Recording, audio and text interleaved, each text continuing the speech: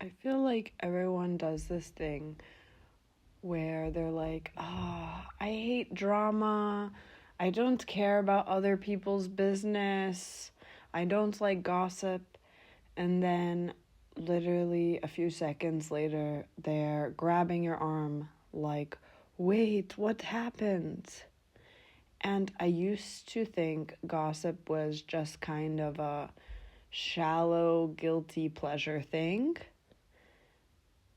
But after seeing how gossip could have warned me of a very dangerous person that appeared in my life, and I went down this rabbit hole of psychology and evolution, and honestly, it got kind of dark and really fascinating, because here's the thing no one talks about. Gossip might be one of the reasons human civilization exists at all. Or perhaps human civilization is built on gossip. I know that sounds insane, but think about it. Before the internet or the news or police databases and HR departments and Google reviews, how did people know who to trust? Like, how did women warn each other about dangerous men or other dangerous women? How did a whole community figure out who was stealing, who was lying, who you should keep your kids away from? It was through word of mouth, stories, whispers, gossip, and someone's reputation. And then there's this anthropologist named Robin Dunbar who has this wild theory that language itself might have evolved partly just so humans could bond socially. Like, for example, monkeys groom each other to build relationships. They literally pick through each other's fur. But perhaps humans figured out something way more efficient: talking, and specifically talking about other people. So you can gossip with a whole group at once instead of quote unquote grooming one person at a time. Which means gossip might have literally helped humans scale into bigger societies, which I find hilarious, honestly. We love thinking we're so intellectually involved, and then you find out half of civilization might have been built on, girl, what did you hear what happened? And honestly, when you really sit with that, it's kind of mind-blowing, because we had no formal systems, no way to file a complaint, no way to look someone up, no background checks. The only database that existed was other people's memories and mouths. So gossip was infrastructure. It's like the original Yelp or the original criminal record all rolled into one. And it worked because it was fast, it was everywhere, and it was free. Like, think about how much information gets passed through gossip that would never make it through official channels. The guy who seems totally fine on paper, but everyone in the neighborhood knows to keep your distance from him. Like the contractor who takes people's deposits and disappears. Maybe the doctor with a weird bedside manner that crosses the line. That information lives in whisper networks, and it always has. And there's actually research showing that gossip keeps people honest in ways that rules and laws just can't. In one study, when people knew their reputation was being discussed in a group, they became significantly more cooperative and generous, even with strangers. And it's not because of any formal consequence. just because humans are wired to care deeply about what others say about them when they're not in the room. So, in a weird way, gossip might be one of the most powerful behavior regulation tools humans ever developed. And we didn't really design it, it just emerged because we needed it. And there's also something really interesting about how gossip builds trust between the people sharing it. You know, when someone tells you something private or sensitive, there's an implicit, like, I trust you with this, or I'm trying to protect you from this person, and that vulnerability creates closeness. It's part of why friendships deepen over shared information about people. You're not just bonding over the story, you're bonding because someone chose you to tell it to. Which is why I think people feel so guilty about gossip but keep doing it anyway, because it generally does something emotionally real. Like, it connects people, it creates these in-groups, and it makes you feel like you're on the same team as someone. But gossip doesn't just bond people, it regulates behavior. Like, people act differently, of course, when they think others are watching and talking. Your reputation mattered because, for ancient people, if enough people distrusted you or questioned you, you could lose access to food, protection, or the whole community, and that's basically a death sentence.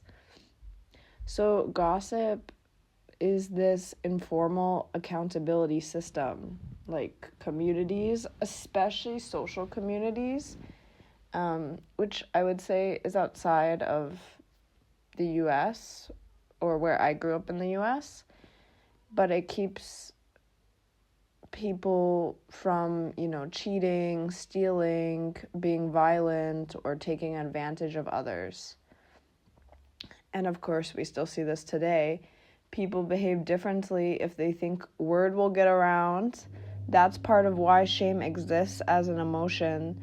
It's not that, like, all shame is healthy, but your brain evolved social emotions specifically to keep you functioning in a group, because being in a group is an advantage. Now, here's the part I think that gets really misunderstood. If gossip is this natural, deeply wired human thing, why did it get so heavily demonized, and why is it still demonized? And I think the honest answer is kind of uncomfortable, because throughout history, the people in power were often the ones telling everyone to stop gossiping. Religious institutions, royal courts, corporations, governments, because gossip spreads outside official channels, of course. It lets ordinary people compare experiences, notice patterns, and expose hypocrisy. And of course, that can get threatening really fast if you're the one in charge and trying to control everyone. So sometimes don't gossip culture ends up protecting terrible behavior, like women warning each other about an abusive man. Technically, it's gossip. Employees warning each other about a predatory boss, that's gossip also. There's a real difference between, humiliating someone to be mean and to try to protect each other from potential harm. But of course, society lumps it all together. And why are we so addicted to it? Like, why can't people actually look away? Because our brains are wired to love social information. We love novelty, emotional stimulation, threat detection, figuring out who's rising and who's failing, and also how to protect ourselves for our survival. And negative gossip, as well as can be positive gossip, hits all of those at once. And I talked about this before in a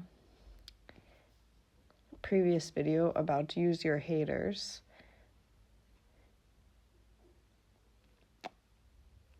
There's this thing called negativity bias. So your brain prioritizes threatening information way more than positive information.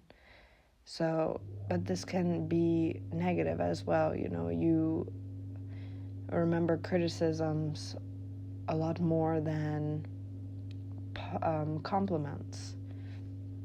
It's because our ancestors survived by remembering that that person is dangerous, not that person was really nice.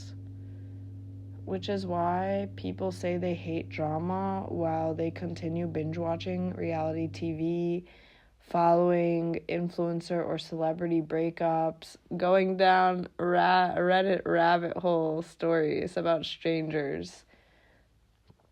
That's all gossip. It's just been, I guess, industrialized. Celebrities are basically modern tribal figures when you think about it. We track who's rising, who got exposed, who betrayed who. It's the same ancient instincts, but it's just at a completely different scale. And scale is where it gets kind of scary, because gossip used to be local or temporary. If you embarrassed yourself in a small village, maybe 80 people knew, or a few hundred, it faded, but now millions of people permanently are archived forever. And our nervous systems are generally not built for that. We evolved for tribes of like 150 people, not global audiences. So now some people are living under this like constant low level surveillance. And for some people it creates, chronic anxiety, where instead of asking who they are, they're asking how they're being perceived. And those are completely different questions, of course.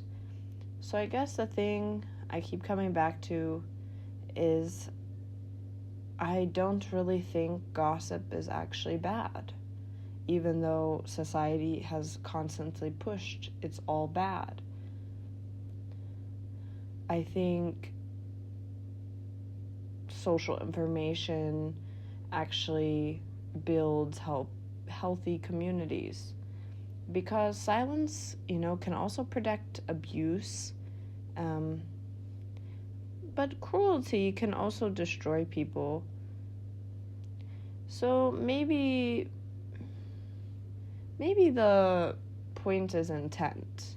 Like, are you sharing something to protect someone, or are you feeding on someone? Are you bonding through cruelty? Are you consuming people as entertainment? Humans are never going to stop gossiping. It's too deep in us. But maybe we can be more conscious about how we do it, especially now that the stakes are so much higher. But the reality is, it's also how you take it. Even if someone else has a negative intent, instead, you can look at someone's negative actions and see that it led them to a very negative place, and see that, okay, if I were to make these same actions, then I will likely lead to the same place. So you can't control those around you and what other people are doing, but you can use it to help yourself learn through other people's mistakes and lives, because we only get to live this one life. But social information about how other people's lives turned out based on the decisions they made, in a way we get to experience what it would be like if we made those same decisions. And it can also be positive. You can talk about someone positively as if you admire someone. And you can also look into the steps they took, and maybe you want to end in the same place as them. So actually, it's such good information because you don't need to figure out every single thing yourself. And you can see, even when there's a, happy ending, you can see what mistakes they made along the way and prevent them for yourself. Anyway, I'm curious what you actually think. Do you think gossip is mostly harmful, or do you think we genuinely need some form of it to function? And then where do you draw the line between warning someone or just venting with a friend and straight up cruelty? Because honestly, I think how you answer that says a lot about how you see people in general.